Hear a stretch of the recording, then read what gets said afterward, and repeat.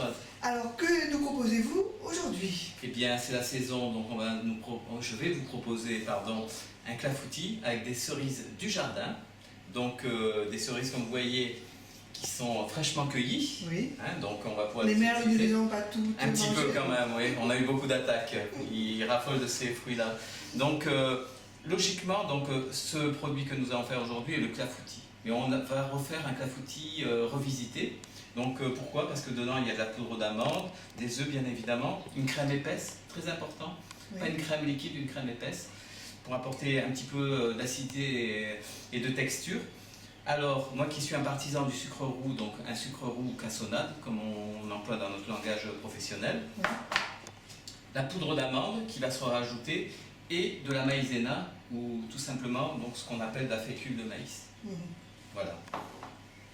Donc, on va travailler avec ces ingrédients-là. Ce que j'ai fait, logiquement, quand on fait un clafoutis, dans la tradition française, un clafoutis, c'est avec les noyaux. Alors, moi, je me suis toujours posé la question. Certains disent c'est pour le goût.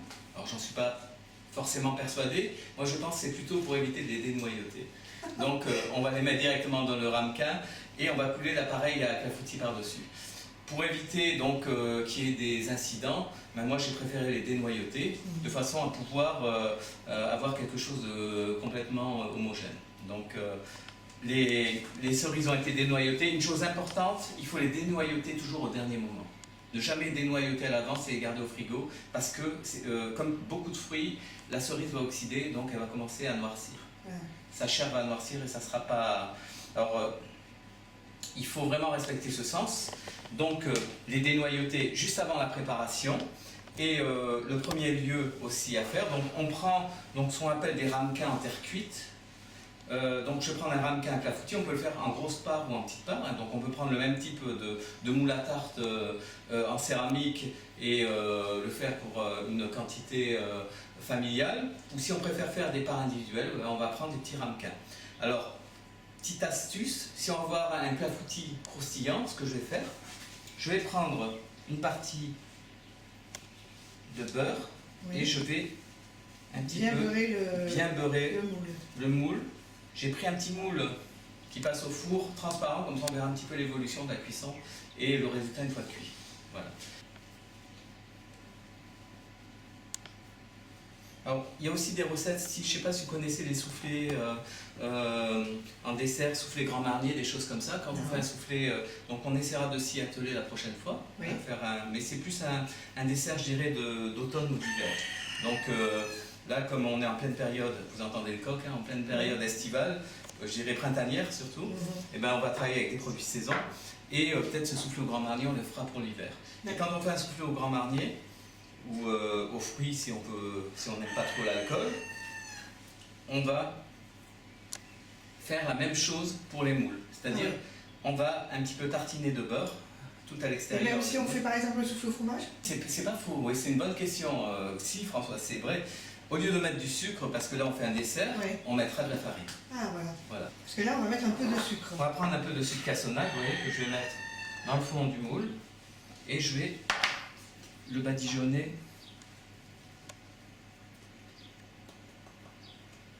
en le tapant bien. Voilà, vous voyez? Ah oui. Ça va donner le côté un peu du croustillant. Absolument. Donc on aura quelque chose de bien croustillant. Alors, ce que vous pouvez faire dans la recette, vous avez la recette de sucre. Il y a pas mal de sucre. Vous pouvez déduire cette quantité de sucre parce que vous le mettez dans le moule. Voilà. Ah oui. Comme ça va jouer un petit peu un contraste. Le clafoutis est relativement sucré, donc ça posera pas un problème énorme. Surtout qu'on en met très très peu. Hein, la quantité de sucre qui tapisse le moule correspond à peu près, je dirais, à 2-3 grammes quoi, maximum. Oui.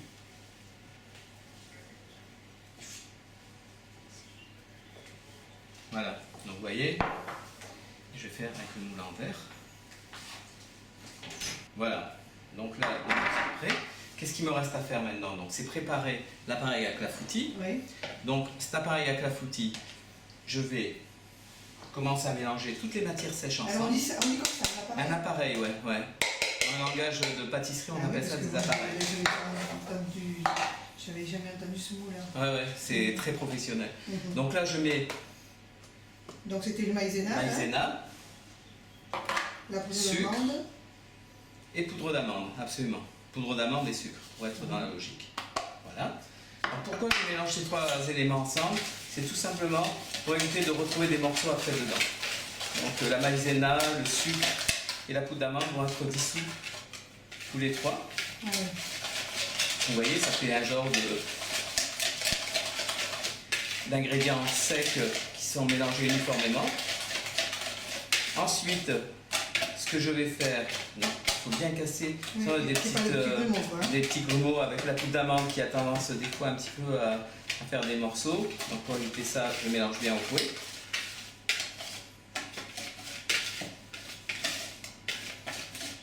Voilà, et puis après, je vais casser les œufs directement dedans.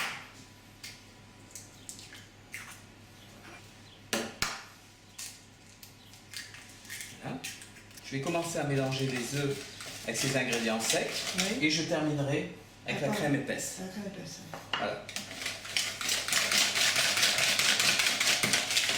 Parce que là, en fait, il n'y a pas de lait. Non, il n'y a pas de lait. On remplace le lait par de la crème épaisse. Parce que traditionnellement, quand on parlait de clafoutis, on voyait plutôt une pâte à crêpes avec Ouais, exactement. avec une cerise, Ça non? fait un petit peu quelque chose de, je dirais, très traditionnel, Voilà. et ça donne un goût vraiment basique, quoi. Donc, à la limite, il vaut mieux travailler un genre de pâte à crêpes pour faire des cannelés. En fait, Oui. ça va plus dans la logique. Le cannelé, en fait, est originaire d'une pâte à crêpes, quoi. Donc, En prenant, on pense que je ne pas tenir. bien sûr. Donc là, vous voyez, ça fait un appareil Ouais, super. semi-liquide. On sent la crème, hein, un petit peu. Puis, ça, c'est vraiment le côté onctueux de la crème épaisse. Donc voilà, on a l'appareil. Alors avant de verser cet appareil, je vais mettre au fond du moule des griottes. Ah, Des d'accord. cerises. C'est-à-dire qu'on ne met pas directement dans la pâte. Non, à jamais. Vous mettez dans la pâte, vous allez abîmer vos cerises. On en apprend des choses, hein? Eh bien, chacun son métier. Absolument, c'est ça qui est bien. Voilà, donc C'est vous voyez, il faut recourir généreusement. C'est la base des moules. Il faut en mettre de la cerise, hein, parce qu'on est en période, quoi, il faut pas Ouais. faut pas lésiner sur la quantité. Donc moi j'aime bien un clafoutis quand on sent le goût de la cerise. Bah, Si c'est pour en mettre une par ramequin, il vaut mieux faire autre chose. Après, en fonction des saisons, on peut changer les fruits. Ah oui, Donc qu'est-ce on qu'on peut peut mettre de mettre? l'abricot. Ah oui. Clafoutis abricot, c'est très bon. On peut mettre de la poire, on peut mettre... en fonction de l'évolution de la saison et l'arrivée des fruits, ben, on peut varier Ah oui. différents fruits. Le clafoutis cerise est le traditionnel, mais ça n'empêche pas de travailler sur d'autres produits. Donc là, je vais verser l'appareil clafoutis. Je dirais 3/4, comme ceci.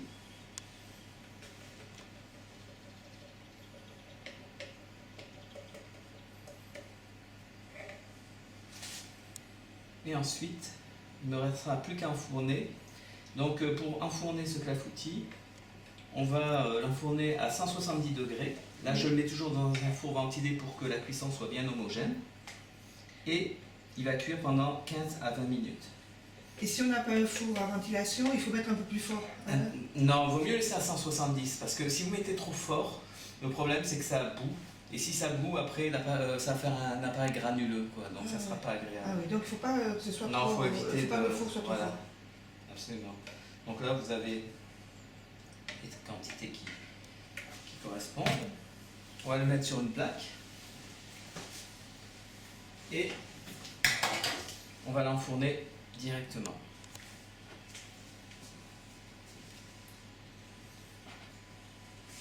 Ouais, donc vous voyez, quelque chose de très simple. Et c'est une belle couleur par rapport au clafoutis habituel. Oui, tout à fait. Couleur un petit peu brune. Et donc, c'est parti. Donc là, 15 minutes. Alors, je vais démarrer à 15 minutes. Tout dépend de votre four.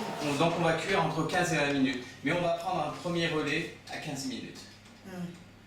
il vaut mieux assurer la sécurité plutôt que d'avoir quelque chose de trop cuit et de mal fait, parce qu'un clafoutis aussi c'est important, il faut que l'appareil soit fondant. Donc je m'explique, s'il est surcuit, s'il va être sec, il va faire un petit peu comme du carton. Je ne sais pas si vous avez déjà mangé des clafoutis surcuits. Un peu cartonné. Ouais, un peu cartonné, c'est pas agréable. Ce qu'il faut, c'est ressentir le côté fondant. Mhm. Donc là, il y a une astuce, je vous montrerai tout à l'heure.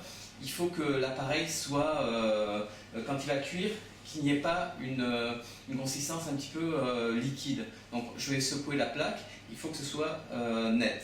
C'est-à-dire qu'on ne voit pas du liquide comme si on avait un produit qui est de l'eau dans un verre et qui remuerait, ouais, qui bouge. Et il ne faut pas que ça bouge. Après, on a une deuxième technique, on peut aussi sonder avec une aiguille comme pour une tarte. Ah oui. Comme pour un cake, pardon. Voilà. D'accord. Donc ça, c'est les deux principes, donc on attend un petit peu. Bien sûr. Et puis rendez-vous dans 15 minutes ou 20 minutes en fonction de la cuisson. Donc voilà les clafoutis juste sortis du four, vous voyez, ils ont pris une petite couleur caramel sur le dessus, légèrement bombés. On peut les consommer soit froids, soit tièdes, mais jamais entre les deux. Bon appétit à tous et puis au plaisir de vous retrouver sur de nouvelles recettes sur Canal Achat et Food & Chef. Merci beaucoup. Au revoir. Merci à vous. Au revoir Françoise.